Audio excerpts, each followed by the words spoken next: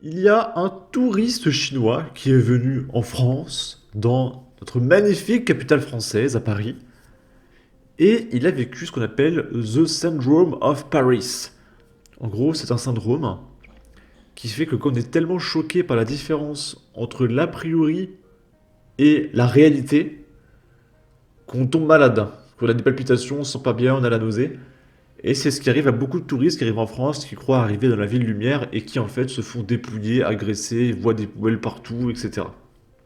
Et du coup, ce touriste chinois va nous expliquer ce qui lui est arrivé. Il parle en anglais, je vais essayer de traduire pour ceux qui ont du mal. I'm now very agitated. I Donc il est très agité, just step out of a train station. donc il vient de sortir de la station de train. In the train, just now when we were going in, Donc, quand il rentre dans le train, au moment de rentrer, a black man, quite big size, a black man, oh, big size, bah monsieur, tout de suite les amalgames. Donc du coup, un homme noir, très gros, just suddenly, knocked me from behind, Like fell on you. like fell on me at that. Then I instinctively a dit fell on me, donc je pense qu'il veut dire qu'il lui est tombé dessus d'un coup. grabbed for my wallet and it was gone. Okay. Il a attrapé son wallet et il est parti.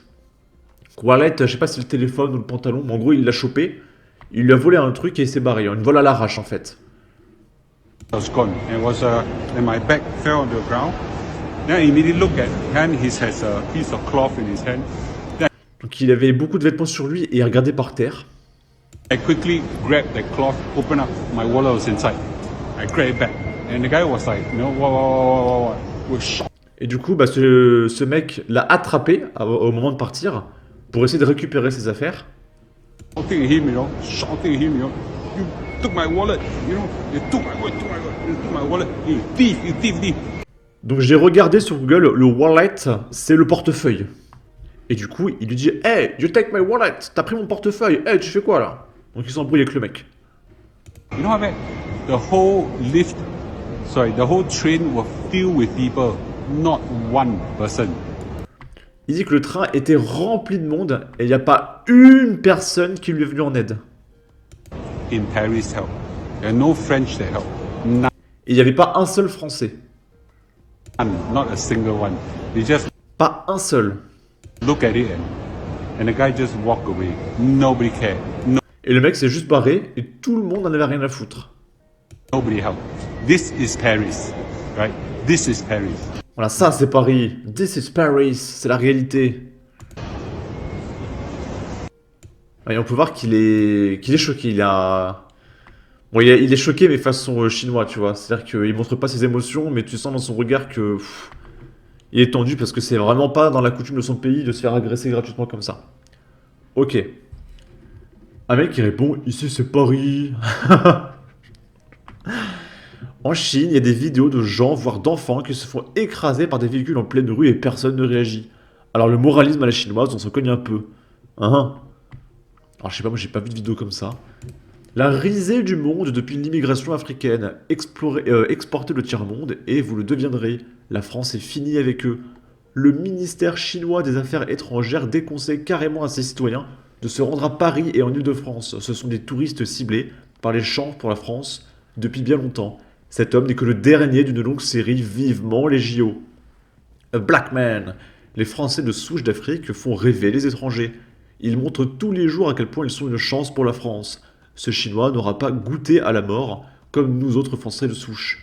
Vite la sainte remigration avant la guerre sainte. Bon. Suite à ça, on va regarder d'autres news, notamment Gérald Darmanin.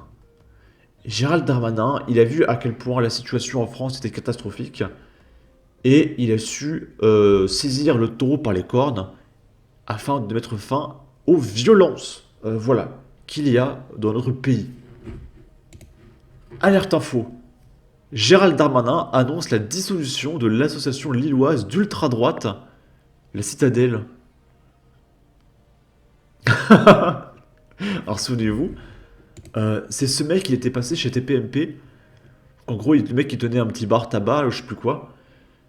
Et il passait chez TPMP parce qu'on disait que son bar, il était d'ultra méga giga turbo droite intergalactique et qu'il sacrifiait plus ou moins des bébés sur des pentacles sataniques à la gloire de Lucifer, d'accord?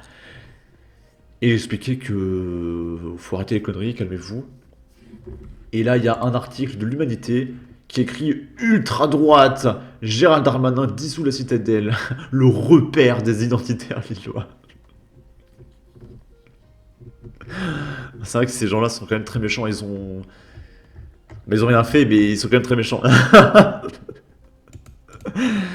Et du coup, on a un reportage de BFM TV. Ouais, c'est le lien qu'il y a ici.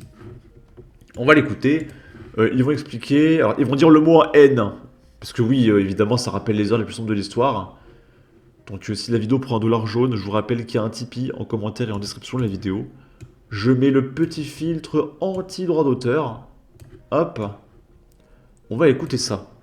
Donc ça s'intitule « L'île, la citadelle dissoute par l'État ».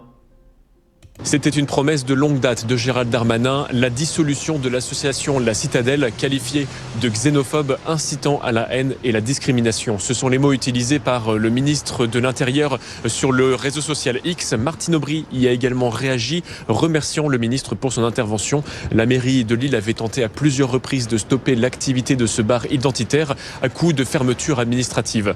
Depuis ces dernières années, les polémiques se sont succédées concernant ce bar. D'abord en 2018 avec le journal Al Jazeera qui s'était infiltré dans le bar et qui avait rapporté des propos racistes, voire néo-nazis. Et puis il y a eu cette soirée en 2023 intitulée « Qu'il retourne en Afrique » et qui avait donc été interdite. Aujourd'hui, on ne connaît... Donc c'était en référence au député qui avait dit qu'il retourne en Afrique. Donc je sais pas de quoi il parlait, mais donc voilà, c'était en référence à ça, tout simplement. Et du coup, voilà, c'est extrêmement violent. Par contre, les mecs qui se pointent dans les écoles maternelles pour tuer des bébés, les mecs qui vont à la gare de Lyon tuer des gens parce que, voilà, pour se détendre le matin, y a pas de problème. Là, il n'y a pas d'ultra ultra gauche, ultra centre, aucun problème. Quand c'est Ikea qui recrute des personnes de couleur, donc c'est-à-dire si t'es blanc, bah, tu vas te faire voir. Là, pareil, là, il n'y a pas de groupe identitaire, il n'y a rien de dissous, il n'y a pas de problème. Quand à l'embauche, on taxe les entreprises si elles recrutent trop de blancs et pas assez de noirs, pareil, là, il n'y a pas de problème de groupe identitaire. En fait, il faut bien comprendre que le problème de ces gens-là, c'est les blancs. Il faut éradiquer les blancs. Si t'es blanc, on veut pas de toi. C'est juste du racisme anti-blanc, en fait, qui, pour le coup, est systémique. Le seul racisme systémique qu'on retrouve dans le système, partout, dans les entretiens d'embauche, partout, c'est le racisme anti-blanc. On essaie de supprimer les blancs. Bon. Du coup, on va regarder les commentaires et on va se laisser sur ça. Combien d'attentats, d'agressions, d'appels au meurtre des juifs et des infidèles, des V, des trucs que je peux pas dire sur YouTube, bah, du coup 0 de la part de ce groupe-là. En tout cas, n'hésitez pas à donner votre avis, votre opinion, partager les commentaires, ça aidera au référencement de la vidéo sur YouTube. Abonnez-vous, suivez-moi sur Twitter et à la prochaine pour de futures vidéos. Ciao!